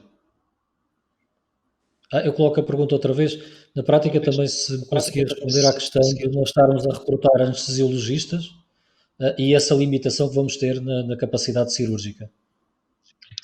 Pois, eu acho que de facto não devemos, provavelmente, os anestesiologistas são a primeira ajuda, no sentido de que na fase hiperaguda são aqueles que fazem gestos mais parecidos com os nossos. Portanto, quando pensamos na necessidade de intubar e de ventilar, são a especialidade que, do ponto de vista dos gestos, é mais parecida com a nossa, e, portanto, foram uma excelente e uma formidável ajuda nesta fase hiperaguda.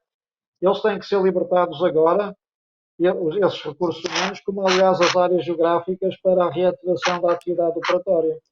Portanto, nós temos que lançar a nossa visão dos tais médicos que vêm para a medicina intensiva, não também para uma resposta hiperaguda, quais são aqueles que fazem coisas mais parecidas connosco, mas antes, a pergunta que devemos fazer agora é: quais são aqueles que querem fazer na vida toda aquilo que nós fazemos agora? É uma pergunta literalmente diferente.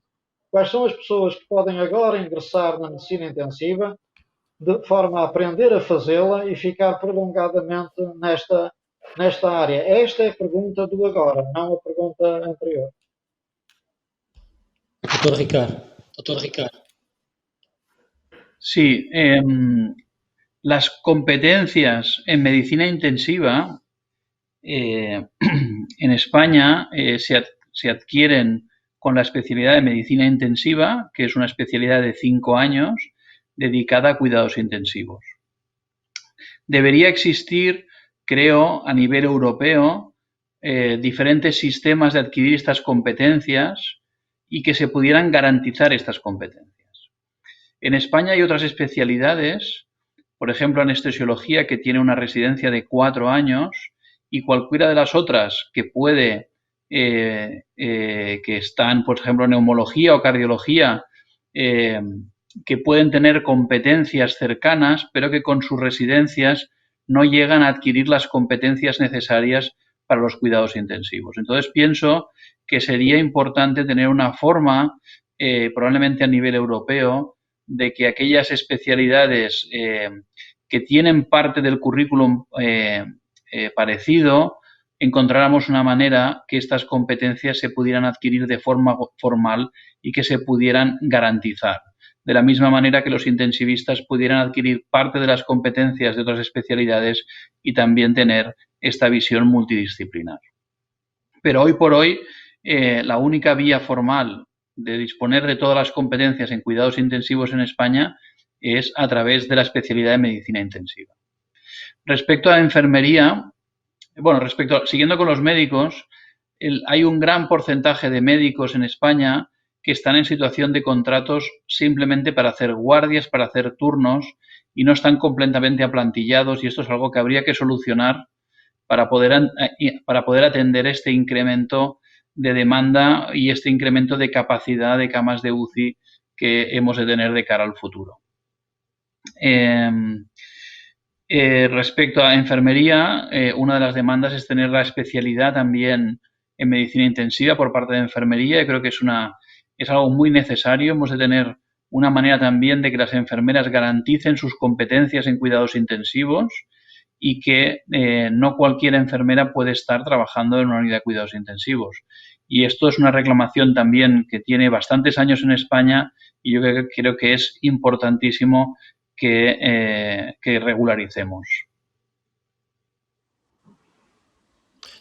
E diga-me já, Dr. Ricardo, se atualmente tem recursos em Espanha e considerando até esta necessidade de fazer descansar os profissionais que estão na linha da frente, se vão ter dificuldades em ter profissionais suficientes para responder a esta resposta dupla Covid-19 e cuidados gerais. La forma en que se está trabajando en forma de turnos creo que ha prevenido bastante el agotamiento profesional.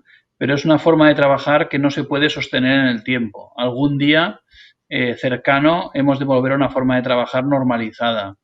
Los planes de descanso y de vacaciones, de momento, del personal sanitario para verano, de momento no están garantizados. Y debería ser algo que deberíamos clarificar en el próximo mes. ¿Qué plan de descanso va a haber y qué plan de vacaciones va a haber? Desde luego, si hay un incremento, una segunda ola, no va a haber más manera que de restablecer y sostener el sistema de turnos.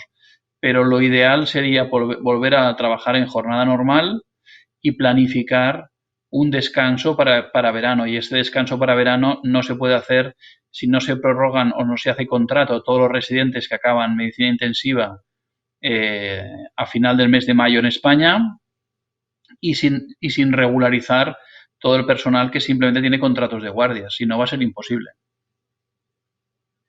Mas acredita que será possível assegurar a retenção ou contratação de enfermeiros de enfermaria que queiram ir para estas unidades? Ou será necessário criar novas condições? Pienso que hay un déficit de enfermeras importante y que habría que buscar la manera de fidelizarlas básicamente a través de la formación. Como é que acha que Doctores a vai los dos. ser? No, yo una Não pregunta sei para como é los que... dos, força. pregunta rápida. Es que para la próxima epidemia, ya no digo pandemia, epidemia que nos vendrá con la gripe común, supuestamente, ¿trabajaremos distinto? ¿Habremos aprendido algo del trabajo pluridisciplinar, trabajo de pluriespecialidad también? Médico, enfermera, auxiliar, celador, psicólogo, psiquiatra atendiendo el dolor, traumatólogo, cambio de posturas. ¿Habremos aprendido a interiorizar esto que lo identificamos como soluciones eficientes y por tanto probablemente tengamos que reivindicar más la organización que la existencia de recursos? Ya no digo pandemia del COVID, sino epidemia normal, de la de todos los años, de la gripe común. Yo creo que incluso en el día a día la flexibilidad es muy importante. Entonces entiendo el interés de algunas especialidades de disponer de UCIs monográficas para tratar solo un perfil de paciente. Pero sin esperar a un periodo epidémico, solo el día a día del hospital, esta forma de trabajar en silos, en unidades cerradas con solo un perfil de paciente, complica muchísimo el funcionamiento diario del hospital. Yo claramente estoy a favor de unidades multidisciplinares abiertas, mucho más elásticas y mucho más adaptable a las necesidades de demanda que tiene el hospital en el día a día y obviamente en los periodos epidémicos.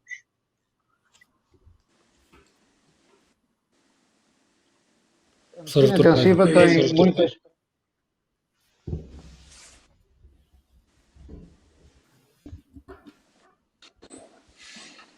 Doctor Lourenço, Professor, quizás se pode... podría ir orientando ya el final, invitando a nuestros ponentes si nos hagan un resumen. Eu passava aqui ao professor Artur Paiva, talvez só para responder à sua pergunta.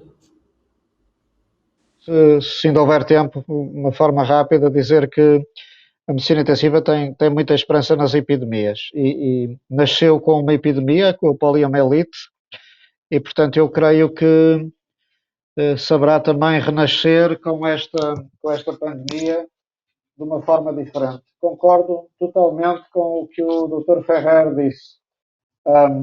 O que esta pandemia também nos vem provar é que a organização do hospital por especialidades médicas é uma organização que não está focada no doente, que não atinge o máximo da eficiência e que não atinge o máximo da pedagogia para os profissionais. Nós, a partir de uma determinada idade, aprendemos mais com o diferente do que com o igual, e a forma de trabalharmos com o diferente é trabalharmos por processos assistenciais integrados, muito mais do que propriamente por especialidades médicas. Eu creio que, sobretudo nos grandes hospitais, nos hospitais de maior volume, a medicina intensiva pode evoluir para um core comum de trabalho com o doente crítico, mas depois com várias áreas, uma mais cardiocrítica, outra mais digestivo-crítica, outra mais relacionada com a infecção e sepsis.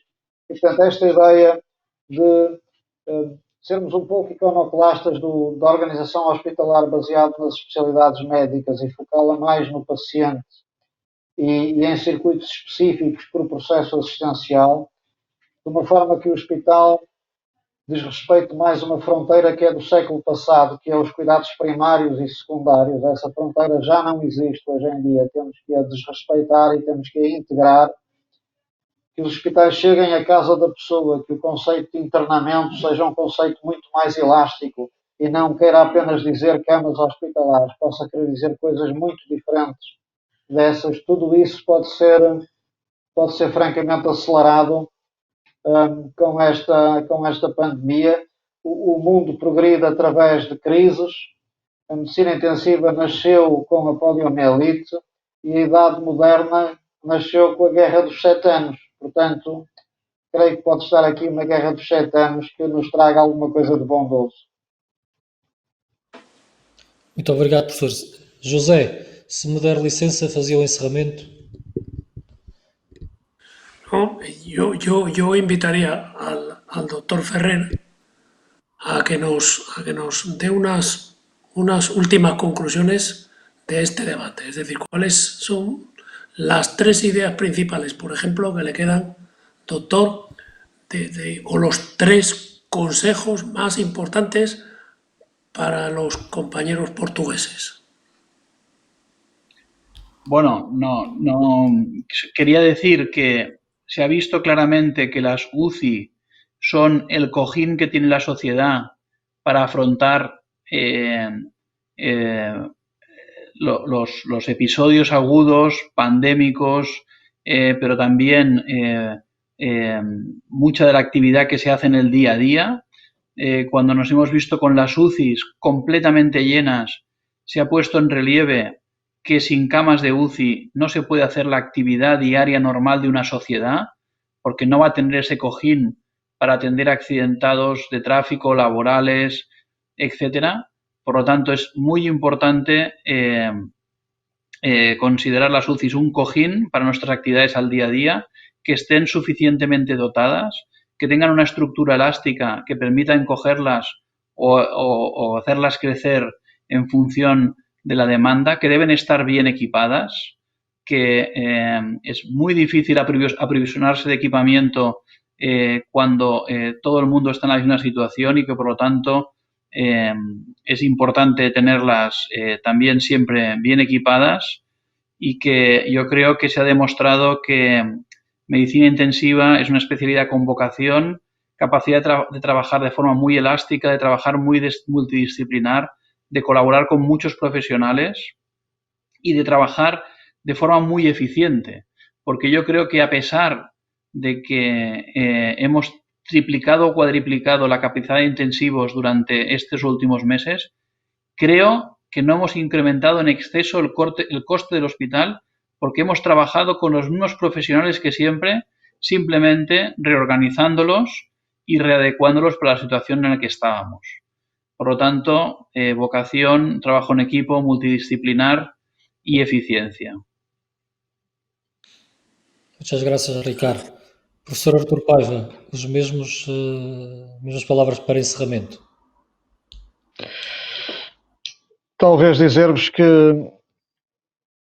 esta é também uma oportunidade extraordinária para o cidadão conhecer a medicina intensiva. Eu creio que um dos problemas centrais da medicina intensiva é dar-se a conhecer, fazer-se perceber e fazer perceber a sua missão e o seu papel societário ao cidadão. Se não formos capazes de fazer isso, provavelmente incumprimos o nosso desígnio.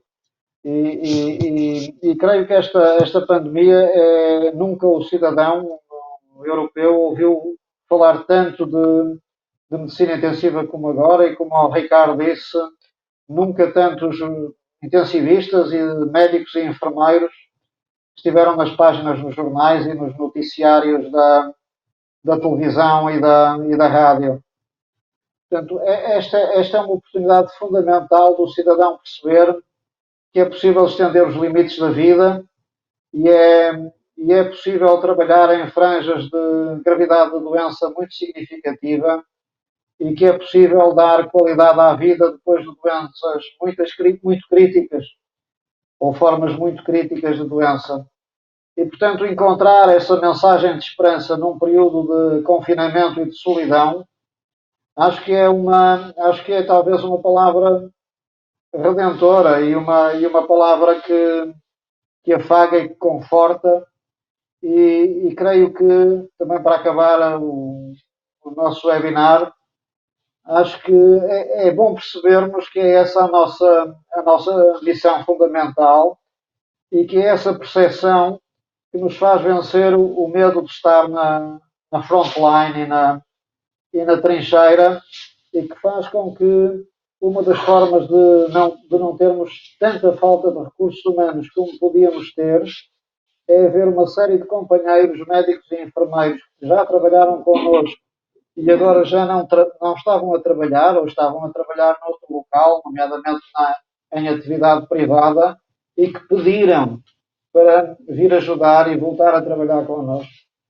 Essa noção de grupo, de missão e de valor social é uma mensagem extraordinária, e talvez acabar precisamente com o agradecimento ao grupo todo, aos intensivistas em geral, e fazer deste momento da pandemia um momento de esperança num futuro com qualidade de vida, também por haver medicina intensiva.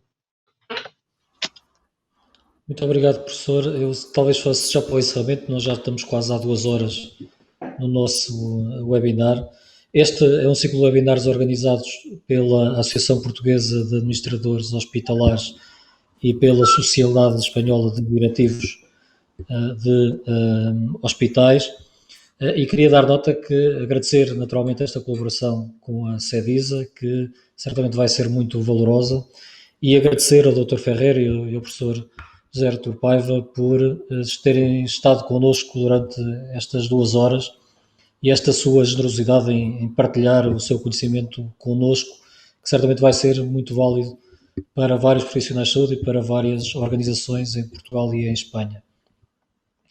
Não queria também deixar de agradecer a todos os profissionais de saúde que dedicam o seu dia-a-dia em todos os momentos, e particularmente neste momento mais difícil. Teremos na próxima semana mais 2 webinars. O webinar da resposta de urgência no dia 5 de maio, às 15 horas em Portugal, às 16 em Espanha. No dia 7 de maio, quinta-feira, a resposta farmacêutica de proximidade aos doentes de ambulatório, e depois, na semana seguinte, dia 12 de maio, o desenvolvimento e as respostas sobre os hospitais de campanha se eles são necessários, se não são, como é que eles foram instalados e a sua razão em Portugal, de ser em Portugal e em Espanha. Muito obrigado da nossa parte. Eu deixava uma palavra final ao nosso querido colega José Boto Bonel para fazer então um encerramento mais formal da parte de Madrid.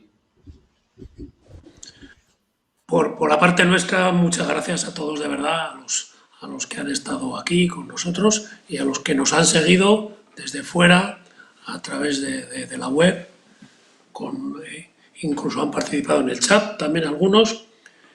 Creemos que es muy interesante compartir las experiencias, conocer a fondo las motivaciones, los resultados, analizar cómo podemos aprovechar la gran crisis que nos hemos encontrado y sobre todo con dos experiencias tan similares, podríamos decir, provenientes de países tan relacionados, tan cercanos como son España y Portugal, compartiendo tanta cultura y tantas cosas, y emplazar a todos, de la parte española por lo menos, al próximo webinar, que, como ha dicho el doctor Alessandre Lourenço, será el día 5 de mayo. Por la parte española estará el doctor Juan González Armengol, que es el presidente de la Sociedad Española de Medicina de Urgencias y Emergencias, SEMES, y es jefe de sección también del Servicio de Urgencias del Hospital Clínico San Carlos de Madrid. Estará el doctor Pascual Piñera, que es el coordinador del Servicio de Emergencias del Hospital Universitario Reina Sofía de Murcia, y el doctor Tato Vázquez, coordinador de urgencias en el Hospital Osalnés de Pontevedra. Muchas gracias a todos, ha sido una auténtica delicia aprender tanto de ustedes y compartir tan profundamente este debate. Muchísimas gracias. Muchas gracias. Buen fin de semana a todos. Buen fin de semana a todos. Perfecto. Gracias. Adiós.